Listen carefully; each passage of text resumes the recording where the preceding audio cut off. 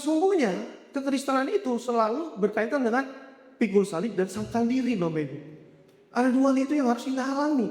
Kalau kita hidup, kita mau hidup dari apa yang kita lihat atau apa yang kita percayai, Bapak Ibu. Itu sesuatu yang berbeda. Saya mau katakan hari ini adalah gini, mulailah hidup dari apa yang kita percayai. Apa itu? Firman Tuhan, Bapak Ibu.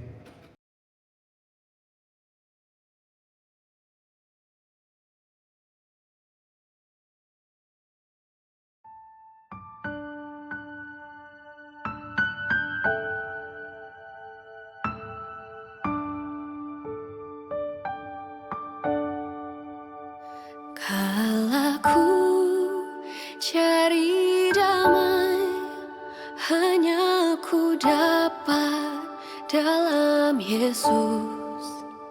Kalaku cari ketenangan, hanya ku temui di dalam Yesus.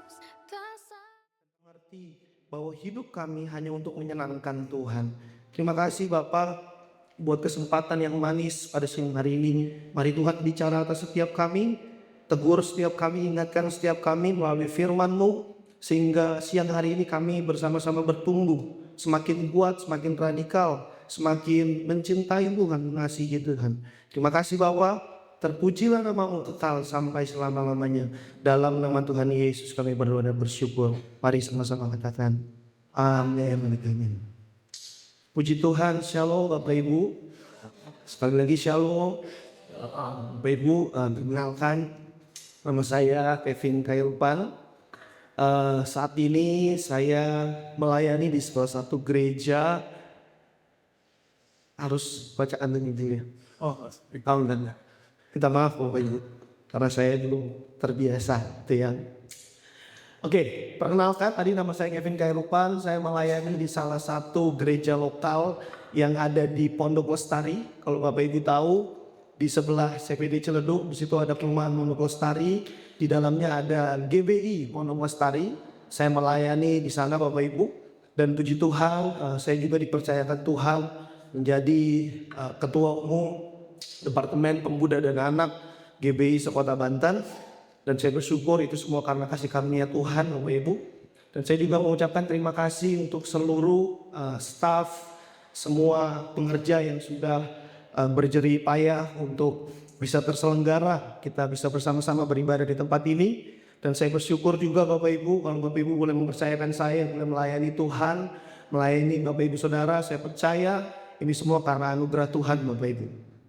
Ya, dan lebih daripada itu Bapak Ibu, sebenarnya saya sangat bersuka cita hari ini. Kenapa? Karena saya melayani dan saya berdiri di depan Bapak atau Ibu guru saya gitu ya. Jadi saya SMP di Jadika 3 Bapak Ibu ya. Sedikit informasi, dan saya SMK juga di SMK Jadika 4. Jadi kalau saya melihat ada Ibu Citra, dan ini ibu guru saya di waktu SMP, kemudian ada ibu, maaf Bu, saya lupa nama itu. Ibu siapa? Ibu siapa? Ibu Friska. Nah ini ibu guru saya juga, ada Pak Tanggang juga kalau hadir, ada Pak Tanggang ya. Kemudian di SMK ada Bu Lani, ada Bu Armit, ada Pak Dohar, yaitu guru-guru saya dulu Bapak Ibu. Jadi saya senang sekali bisa bertemu dengan Bapak Ibu Saudara. Dan saya percaya siang hari ini kita sama-sama mau bertumbuh di dalam kebenaran firman Tuhan. Amin Bapak Ibu. Amin. Puji Tuhan. Sebelum saya mulai, coba senggol kanan kirinya bilang siap menerima firman Tuhan. Ya, siap ya. Puji Tuhan. Ya. Oke, kita mulai Bapak Ibu. Jadi saya mau mulai dengan ini Bapak Ibu. Kita sekarang sudah berada di bulan November, di akhir tahun 2025. Ya, sekarang pertanyaannya adalah begini, bagaimana kualitas kerohanian kita di akhir tahun ini Bapak Ibu? Ya, tentu kalau kita belajar sesuatu, ya saya ini kalau Bapak Ibu tanya 1 tambah 1, saya pasti bisa menjawab. Ya 5 kali 5, Bapak Ibu tanya ke saya pasti bisa menjawab. Kenapa? Karena saya belajar sesuatu selama saya hidup. Nah sekarang kita hidup di akhir tahun 2025 Bapak Ibu. Sepanjang bulan, sepanjang tahun ini, apa yang sudah kita pelajari dan apa yang sudah meningkat di dalam kualitas kerohanian kita. Setuju ya Bapak Ibu? Seharusnya menjadi orang Kristen terus mengalami yang namanya proses kehidupan untuk menjadi serupa dengan Yesus Kristus.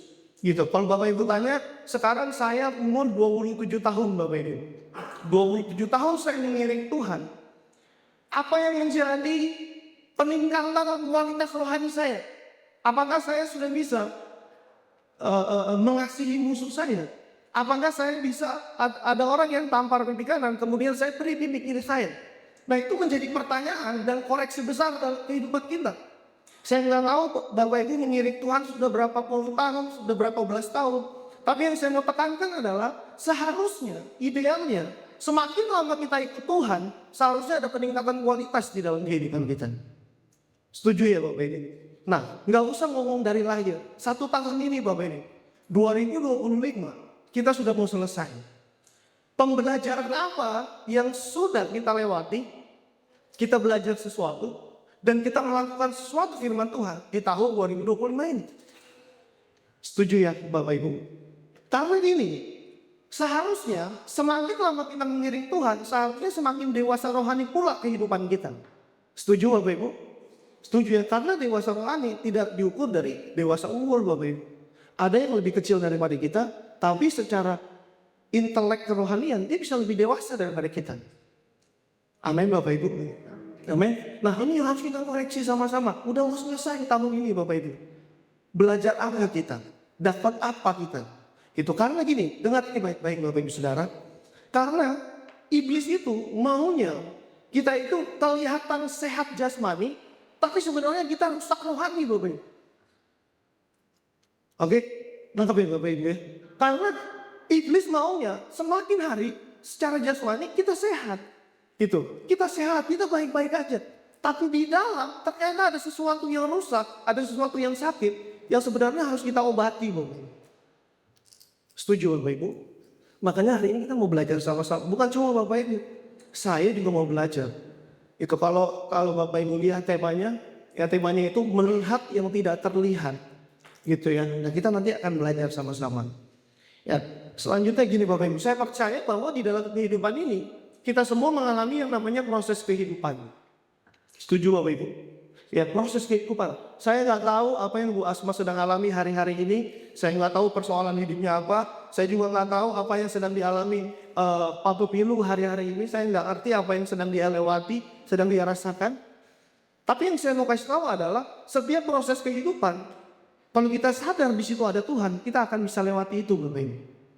Ya, karena kehidupan kekristenan tidak pernah luput dari yang namanya masalah.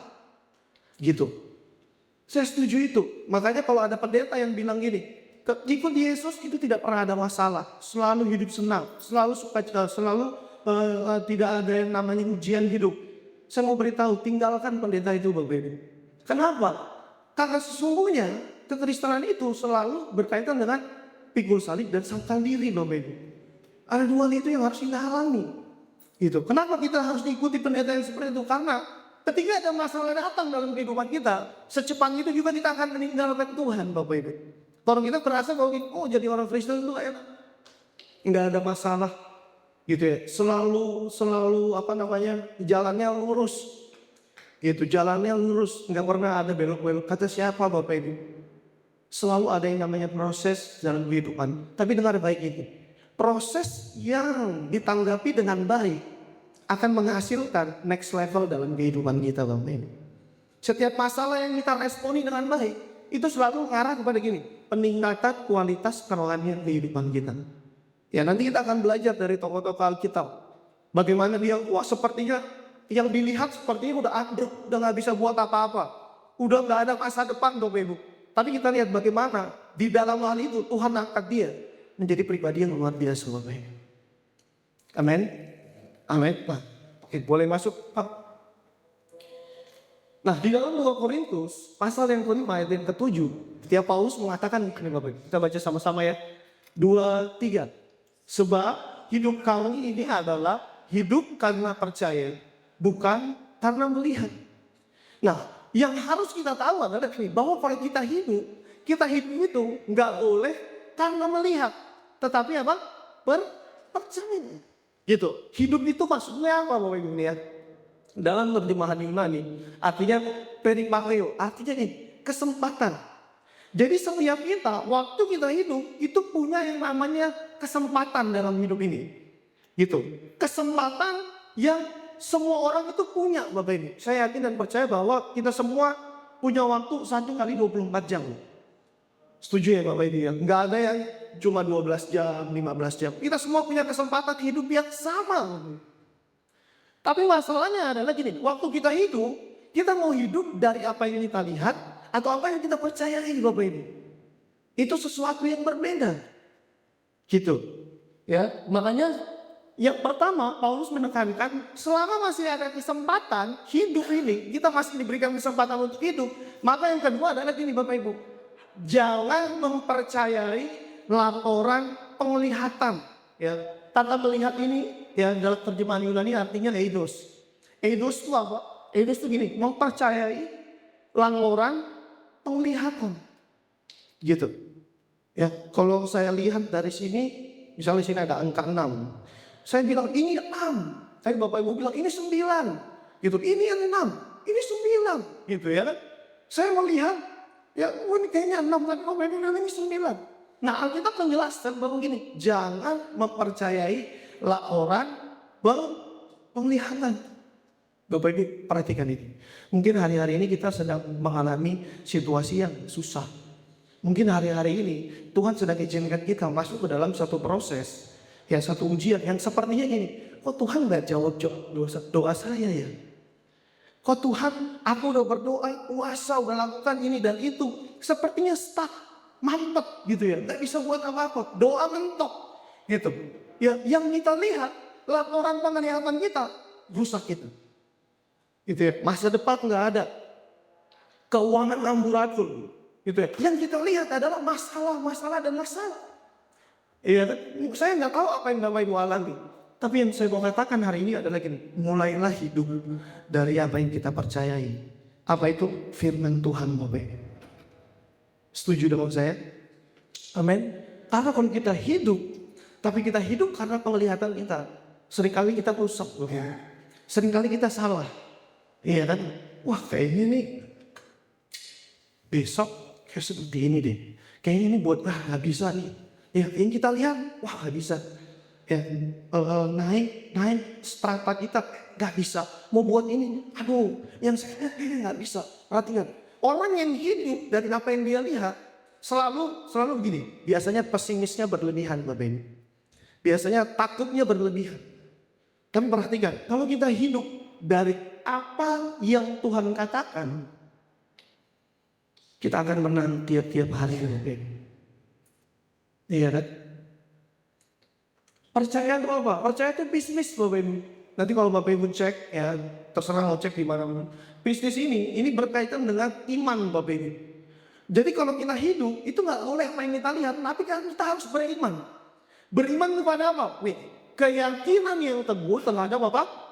Perkataan Allah. Jadi kita hidup harus sesuai dengan perkataan Allah. Kalau Tuhan bilang aku akan memberkati engkau, dia pasti akan memberkati kita Bapak Ibu. Kalau dia bilang aku sekali-kali tidak akan meninggalkan engkau, itu firman-Nya ya dan amin. Iya kan? Dia nggak akan meninggalkan kita. Yang kita butuhkan adalah kita percaya, yang kita hidup di dalam kesempatan kita hidup ini, kita harus hidup berjalan dalam pimpinan terhadap keyakinan firman Tuhan Bapak Ibu. Cuma itu kunci kesuksesan di dalam kehidupan ini. Karena tadi saya bilang, di dalam kehidupan ini pasti kita masuk dalam masalah. Benar nggak? Dan saya yakin ada di sini yang nggak punya masalah. Saya mau belajar dari Bapak Ibu Saudara. Pasti punya Bapak Ibu. Dan masalah itu pasti terjadi. Tapi yang pasti terjadi juga adalah penyertaan Tuhan dalam kehidupan kita. Amin. Amin. So mulai hari ini Bapak Ibu, belajarlah untuk hidup. Bukan karena apa yang kita lihat. Karena seringkali manusia itu salah. Ya, makanya hidup itu, ini agak ekstrim Bapak Ibu. Hidup itu jangan pakai logika manusia Bapak Ibu. Susah. Hidup itu dari apa kata firman Tuhan, Bapak Ibu. Itu pasti kita akan mengalami kemenangan demi kemenangan dalam kehidupan ini. Kalau kita hidup dari apa kata logika kita, perasaan manusia itu kan bisa salah, Bapak Ibu. Makanya firman Tuhan bilang ini, rencanaku sama rencanamu itu bagaikan langit dan bumi. Berbeda jauh, Bapak Ibu. Kita merancangkan sesuatu, tapi Tuhan merancangkan lebih dari apa yang kita pikirkan. Itu hebatnya Tuhan kita, Bapak Ibu. Gitu. Nah, kita akan belajar sama-sama. Saya berharap saya nggak akan panjang lebar, Bapak Ibu. Sebentar saja, tapi kita belajar sama-sama. Nah, Bapak Ibu, kita melihat ini, ya. Seeing the unseen, apa melihat yang tidak terlihat. Gitu ya. Kadang-kadang kan kita nggak melihat penyertaan Tuhan dalam hidup kita. Ya kan, kita merasa, oh Tuhan, aku terus yang kau siksa, gitu ya. Tiap hari ketemunya apes terus. Tiap hari ketemunya masalah terus. Cuma sekali-sekali tarik atau siksa Tuhan. Aku terus yang kau siksa, gitu kan. Ban bocor lah atau apalah segala macam. Padahal ternyata di dalam kejadian itu Tuhan ikut campur tangan, Bapak Ibu. Gitu ya. Makanya saya selalu bilang sama teman-teman pemuda dan remaja di tempat saya melayani. Saya bilang ini, kalau kita dapat satu masalah, itu jangan buru-buru salahin Tuhan. Itu kalau misalkan kita bilang ini, Tuhan berikan aku panjang sabar, misalnya ya. Kira-kira Tuhan akan berikan apa buat kita, Bapak Ibu? Kasih apa? Kasih orang-orang yang buat kita itu jengkel, Bapak Ibu. Ya, kalau Tuhan bilang ini, Tuhan berikan aku hati untuk memberi. Siap-siap Bapak Ibu, kita akan dipertemukan sama orang-orang yang gini. Selalu, gue kalau jalan sama dia, selalu duit gue habisin terus. Ya kan? Tapi itu cara Tuhan untuk apa? Membuat kita dewasa untuk bisa memberi. Gitu. Ya Tuhan, ajar aku punya hati untuk bisa mengampuni. Ketemu sama orang yang bagaimana? Buat Bapak Ibu dan saya selalu stres, marah-marah terus. Kalau ketemu orang ini, aduh capek gitu kan. Tapi tahu nggak Bapak Ibu? Itu cara Tuhan supaya kita semakin bisa mengampuni. Iya kan? Makanya seringkali kita nggak melihat ada campur tangan Tuhan di situ. Nah, hari ini kita akan belajar sama-sama, Bapak Ibu. Yang ternyata Bapak Ibu, yang pertama, selalu ada fakta di balik sebuah fakta. Saya kasih contoh. Kalau kita olahraga pagi, itu malas gak Bapak Ibu kadang-kadang. Bangun pagi, ya kan? Jam 5 pagi harus bangun pagi, ya kan? Itu perlu effort yang tinggi, Bapak Ibu. Fakta yang pertama adalah capek, Bapak Ibu. Tapi fakta yang kedua adalah kalau kita olahraga pagi, kita jadi sehat. Makan sayur yang pahit misalnya. Fakta yang pertama, nggak enak Bapak Ibu. Ya kan? Nggak enak. Tapi fakta yang kedua adalah apa? Sehat. Sekarang hari ini, apa yang sedang kita alami? Faktanya, kita semakin kuat Bapak Ibu. Di mana Tuhan? Faktanya hari-hari ini, ya kan? Nggak ada financial freedom. Nggak ada pengangkatan dalam pekerjaan kita. Faktanya apa? Sepertinya Tuhan nggak jawab doa-doa kita. Ya kan? Tapi fakta yang kedua, Bapak Ibu harus tahu. Ternyata Tuhan tetap pegang kendali dalam kehidupan kita. Amin. Ya kan? Selalu ada fakta di balik sebuah fakta. Makanya jangan salahkan Tuhan dulu. Ya kan? Nih, Bapak Ibu lihat. Kita baca sama-sama. Di dalam 2 Raja-Raja pasal yang ke-6. Ayat yang ke-15 sampai 17. Kayak kita baca ya, 1, 2, 3. Keesokan paginya, ketika pelayan abdi Allah itu bangun dan keluar, dia melihat tentara ada di sekeliling kota itu dengan kuda-kuda dan kereta-kereta. Pelayan itu berkata kepada Elisa, celaka tuanku, apa yang akan kita lakukan? Ya, pelayan Elisa, waktu itu Elisa dan pelayannya sedang dikepung, Bapak ini. Mereka ingin dibunuh pada waktu itu. Ya, jadi pada waktu dia bangun pagi, pelayan Elisa ini melihat keluar dan dia bilang ini, celaka tuanku, apa yang akan kita lakukan? Pelayan Elisa melihat dengan matanya, melihat ini. Tuhan, nanti Bapak Ibu lihat ya, ada banyak tentara-tentara yang sudah mengepung kita, mati kita, mau lari kemana kita nggak bisa melakukan apa-apa. Itu yang pelayan Elisa lihat Bapak ini. Tapi Bapak Ibu perhatikan, ayat yang ke-16. Elisa bilang apa? 1, 2, 3. Jangan takut karena yang bersama dengan kita lebih banyak daripada yang bersama dengan mereka. Ini kan gila Bapak Ibu. Ya kalau Bapak Ibu sedang dalam masalah, terus cerita sama orang di sebelah.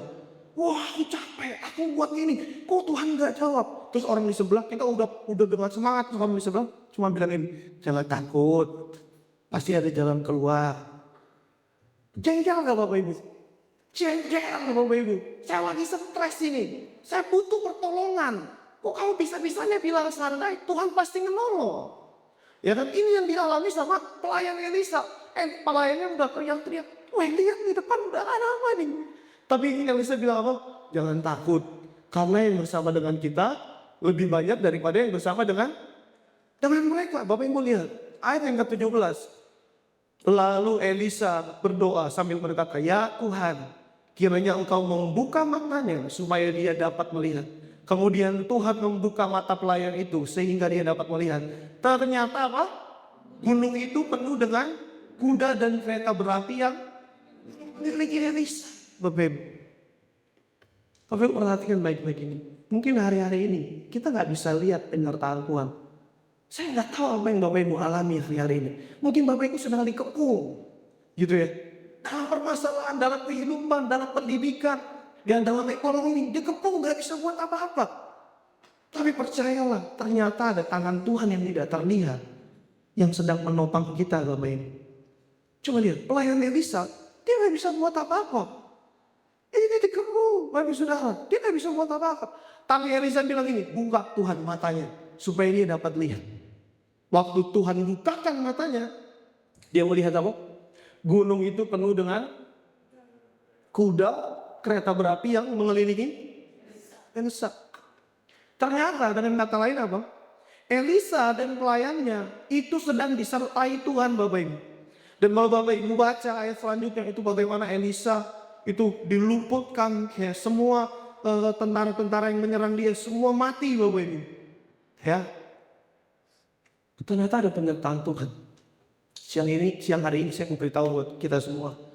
Sesusah apapun hari-hari ini, terhimpit apapun hari-hari ini, selama kita berpegang teguh sama firman Tuhan, percayalah ada penyertaan Tuhan di dalam kehidupan Bapak Ibu Saudara. Yang nggak kelihatan Bapak Ibu. Ya, makanya kita harus belajar. Hidup bukan apa yang kita lihat, tapi apa yang kita percayai Bapak Ibu. Kalau kita percaya akan firman Tuhan, kita akan menang hari demi hari. Sesusah apapun kita akan terus bergerak maju Bapak Ibu. Kenapa? Karena firman Tuhan itu yang menguatkan kita.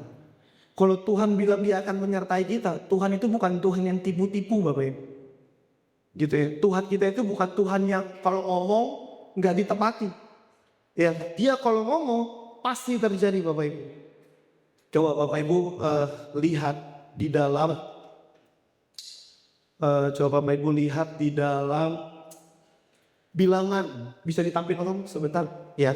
Bilangan 23 ayat yang ke-19. Kita akan baca sama-sama. Bilangan pasal ke-23 ayat yang ke-19.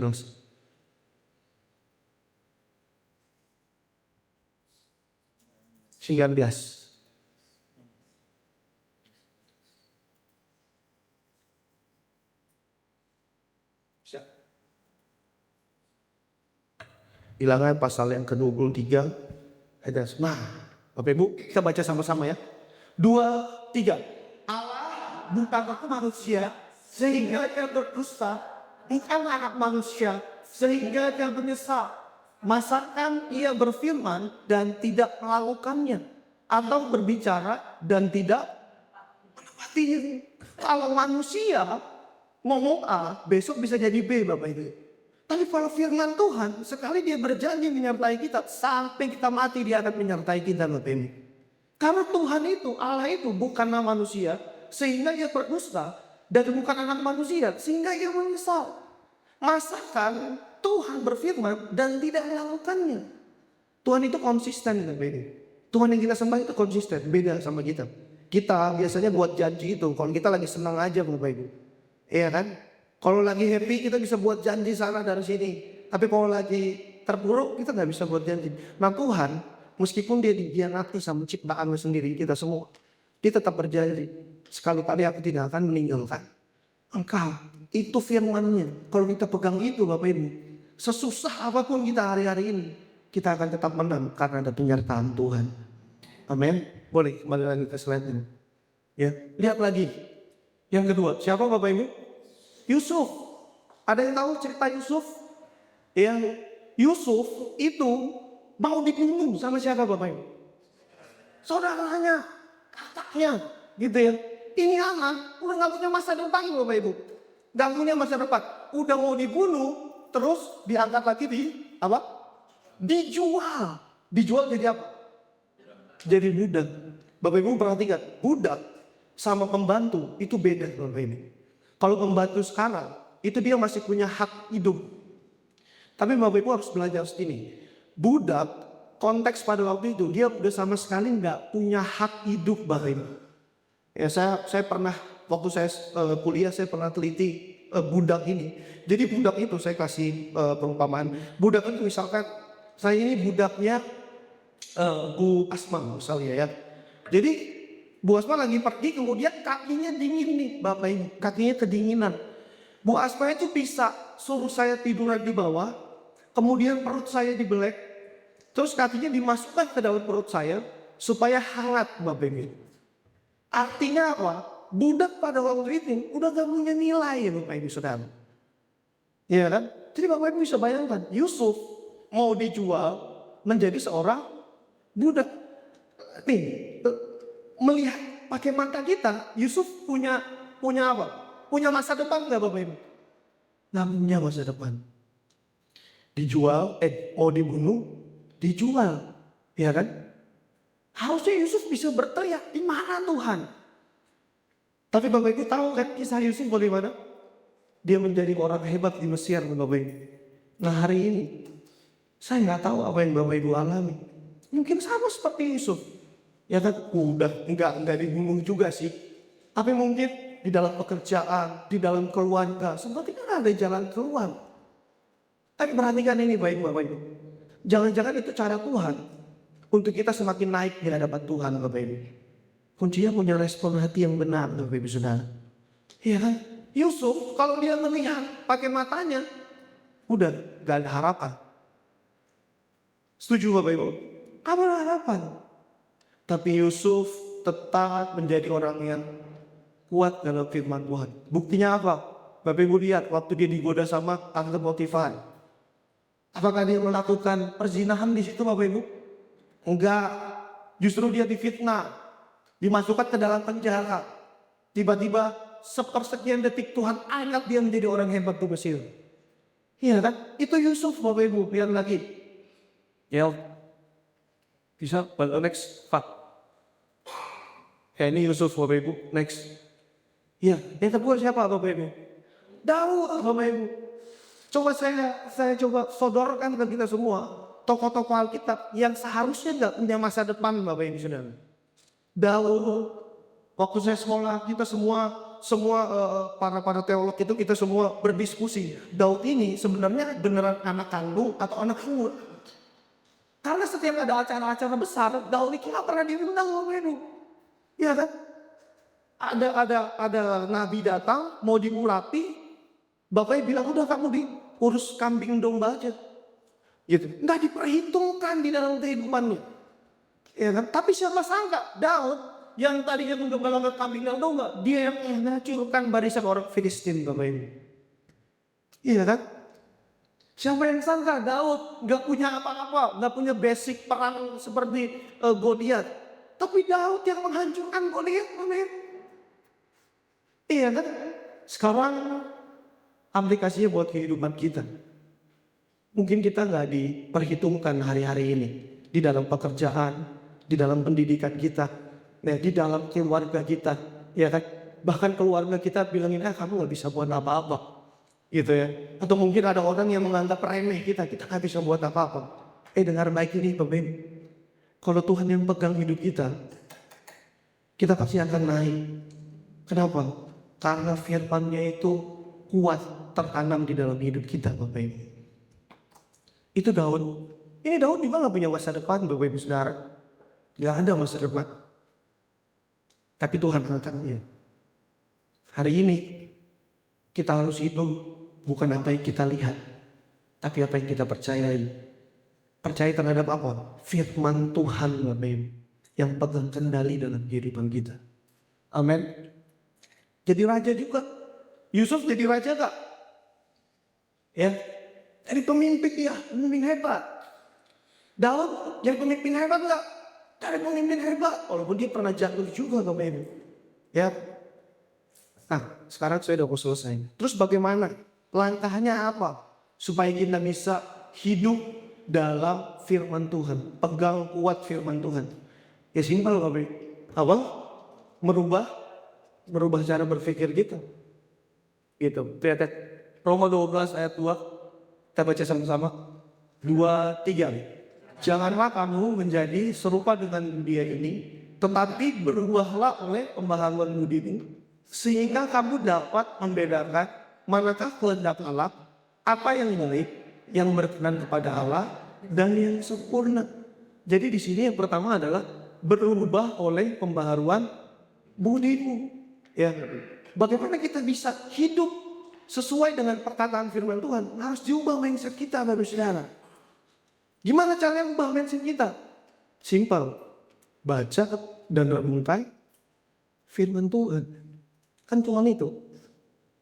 Semakin kita nempel sama Tuhan, semakin kita ngerti apa yang Tuhan mau. Nearness is likeness, Bapak Ibu. Semakin Bapak Ibu Saudara dekat dengan seseorang, Bapak Ibu akan serupa dengan orang itu. Iya. Kalau kita semakin dekat sama Tuhan, kita akan mengerti gitu bahwa Tuhan gak akan meninggalkan kita. Penyertaannya sempurna dalam hidup kita.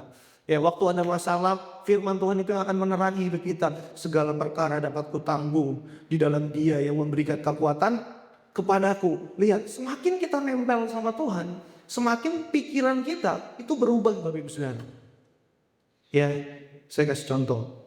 Kalau setiap hari, 1 minggu full kita nonton drakor, Bapak Ibu Saudara. Drakor yang cinta-cinta, yang sedih-sedih.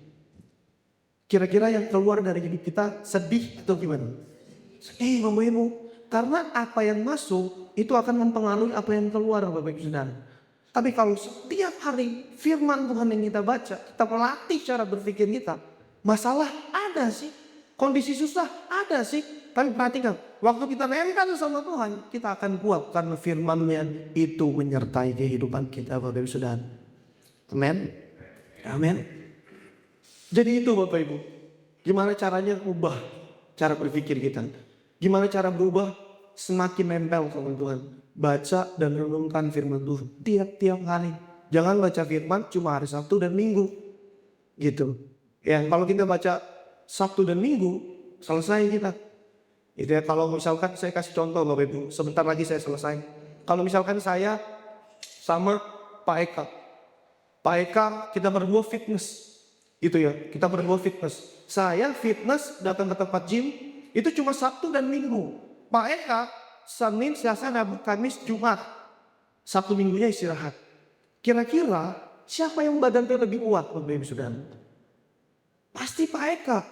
Kenapa? Karena latihannya itu luar biasa. Sama dengan kehidupan kita. Kenapa seringkali kita khawatir, Bapak Ibu? Kenapa seringkali kita melihat kemudian kita takut yang berlebihan? Karena otot-otot kerohanian kita lemes, Bapak Ibu. Itu caranya apa? Baca dan renungkan. Harus setiap hari. Semakin kita dekat dengan Tuhan, semakin kuat kita sama Tuhan. Amin. Amin. Saya selesai. Oke, masih ada. Nih Bapak Ibu, pahamilah bahwa orang Kristen tidak lepas dari masalah, tetapi apa? Aman dalam masalah. Ya, yang kedua, percayalah Bapak Ibu, di balik sebuah fakta, ternyata ada fakta yang lain. Apapun yang Bapak Ibu sudah alami hari-hari ini, percayalah, ada tangan Tuhan yang tidak terlihat yang menopang Bapak Ibu Saudara. Amin. Yang ketiga Bapak Ibu, mulai sekarang sadarkan diri kita bahwa ada kekuatan dan penyertaan Tuhan yang tidak terlihat di dalam diri kita. Ya, mulai berubah cara berpikir kita terhadap sebuah ujian. Ya, kalau misalkan Daud dan Yusuf dia tidak merubah cara berpikirnya, udah rusak terus dia. Tapi waktu dia tahu ada rencana Tuhan, dia semakin naik. Ya, kelihatannya dari mata manusia semakin turun, tapi di mata Tuhan semakin naik. Amin. Amin. Puji Tuhan, saya selesai Bapak Ibu. Mari kita tundukkan kepala kita berdoa. Bapak yang baik, terima kasih Tuhan buat anugerah-Mu dalam hidup kami. Hamba selesai Tuhan, tapi Roh Kudus tidak pernah selesai dalam hidup kami. Terus menguatkan kami tiap-tiap hari, sehingga kami ini tidak hidup menurut cara pandang kami, tapi cara pandang Tuhan. Sehingga tiap-tiap hari kami mengalami kemenangan di dalam kehidupan ini Tuhan. Terima kasih, Roh Kudus kuatkan kami, hibur kami yang lemah, sembuhkan yang sakit Tuhan.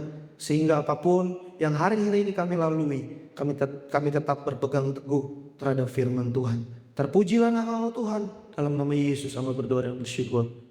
Amin.